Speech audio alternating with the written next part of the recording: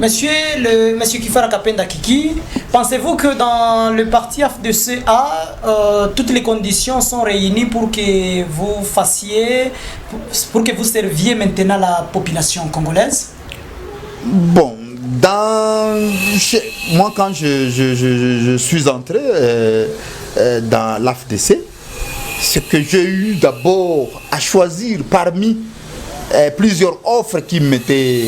Quand je me suis senti que chez moi à la maison, donc les conditions n'étaient plus réunies, j'ai commencé effectivement à chercher. Et quand j'ai cherché, j'ai trouvé exactement que avec l'autorité morale Modeste Bahati, nous avions presque le même rêve. C'est quelqu'un qui est connu, quelqu'un qui a franchi beaucoup d'étapes, quelqu'un qui a joué beaucoup de rôles, quelqu'un qui a de l'expérience, bref, quelqu'un, un mentor outillé, capable de pouvoir nous aider, nous, les ambitieux, et qui n'avons absolument pas encore un cursus, donc on n'a pas encore géré en réalité. On a les ambitions de gérer, on a les idées de gérer. Donc c'est-à-dire avec lui facilement, avec ses expériences, avec... Parce qu'il est au pouvoir? Pas nécessairement puisqu'il est au pouvoir. Curieusement, je vais te dire que moi j'ai adhéré à l'AFDC au moment où les présidents n'étaient même pas présidents du Sénat. Donc j'ai eu effectivement à être en contact avec lui 6 mois avant, au moment où il était en grande difficulté, en débandade, et vous savez qu'on a voulu, oui, on a voulu exactement lui spolier son parti, etc. Mais à l'écouter, ses rêves ont coïncidé aussi avec Malek. Et alors je crie exactement qu'ensemble avec lui, donc je crois que non seulement on peut apporter quelque chose sous son leadership, capable de nous offrir. Regarde par exemple aujourd'hui la position dans laquelle il se retrouve. C'est un grand allié du président de la République. Il a besoin des hommes capables aussi de lui apporter de l'eau dans les moulins, puisque lui seul là où il est, il ne saura pas faire. Alors avec les ambitieux que nous sommes, avec les qualités que nous sommes, et je crois que nous pouvons lui apporter un plus. Voilà un deal politique, un deal positif par rapport effectivement à la société à laquelle nous voulons être au service. Voilà ce qui caractérise exactement toute ma démarche. Merci beaucoup. Peut-être dans le cadre d'aller vers la fin de cette émission, Monsieur Kifara Kapenda Kiki, il y a déjà des rumeurs, moi je les appelle folles rumeurs, qui flottent ci et là, sous prétexte que vous êtes quitté le parti Arsène, et d'ailleurs ce sont vos collègues politiques qui le disent, mais je ne saurais pas dire leur nom ici, qui disent que non, vous êtes sorti du parti cher à l'excellence Justin Bitakwira pour aller se réfugier dans le parti politique AFDCA, juste pour des intérêts politiques, égoïstes d'ailleurs. Vous en dites quoi? Je crois que je me suis tellement et amplement expliqué. Sincèrement, pour tout. Je prends un exemple de mon actuel mentor. Vous comprenez? Il est arrivé en tant que deuxième force des FCC. Il est arrivé à dire que non, la façon dont les choses marchaient n'était pas correcte. Il s'est retiré sans bruit, sans quoi que ce soit, puisque tout simplement il n'était pas convaincu. Qui à l'époque, quand il a quitté, il imaginait qu'il pouvait devenir ce qu'il est aujourd'hui? Qui pouvait lui donner cette chance-là? Donc d'aucuns pensaient que, entre pour battre le Kwebo, c'était fini. L'histoire est finie. Voilà. Mais c'est un homme de conviction. Il a vu, il a dit que non. La façon dont maintenant les FCC a commencé à être géré n'allait pas dans les perspectives de servir la population. Il a pris ses distances. Il s'est approché au nouveau président. Et voilà exactement comment il est récompensé aujourd'hui au travers des convictions. Je vous dis que si jamais exactement on peut dire cela, c'est tout simplement par ignorance. Et voilà pourquoi d'ailleurs nous tenons cette émission pour quand même éclaircir les choses. Puisque moi je suis parmi les gens qui croient en réalité, depuis 1960 jusqu'à aujourd'hui, les politiciens, qui qu'ils soient aujourd'hui, devraient avoir honte de regarder la population et de regarder la société là où nous l'avons amené. Je ne veux pas me risquer parce que moi aussi je suis politicien. Vous comprenez? Donc nous devrions demander mea culpa. Et en même temps, prendre l'engagement et conscience de faire maintenant les choses autrement. Donc aujourd'hui, la politique est tellement envahie. Les gens viennent dans la politique sans savoir pourquoi ils viennent, puisque c'est une opportunité, chacun cherche le boulot. Et comme la majorité viennent pour cela, et ils croient que tout le monde est de cet calibre-là. Mais je viens de t'expliquer que c'est toute une démarche, c'est toute une vision. Vous comprenez? Quand vous sentez effectivement que non, ce que moi je recherche ici, je ne sais pas les retrouver, alors il ne faut pas tout simplement par honte ou par fausse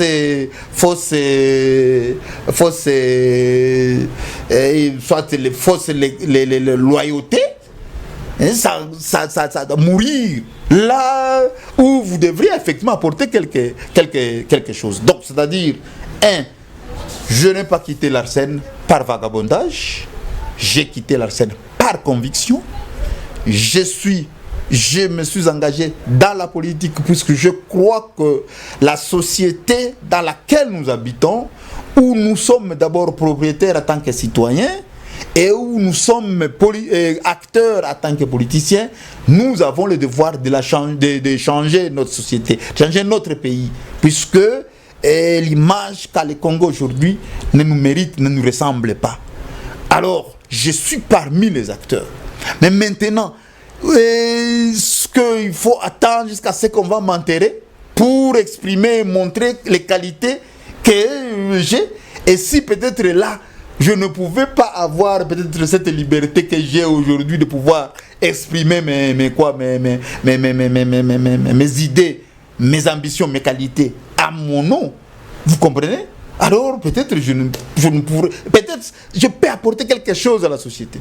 Mais si je deviens maintenant hypocrite comme nombreux, alors moi je vais mourir avec les dons que Dieu m'a. Voilà exactement. Mais maintenant je prie effectivement mon courage. Et dans la vérité, je voudrais dire aux politiciens non, nous devrons changer certaines pratiques, certaines manières, certaines façons de comprendre les choses d'une manière qui sont erronées. Vous croyez que vous avez raison et pourtant vous êtes dans la mauvaise voie.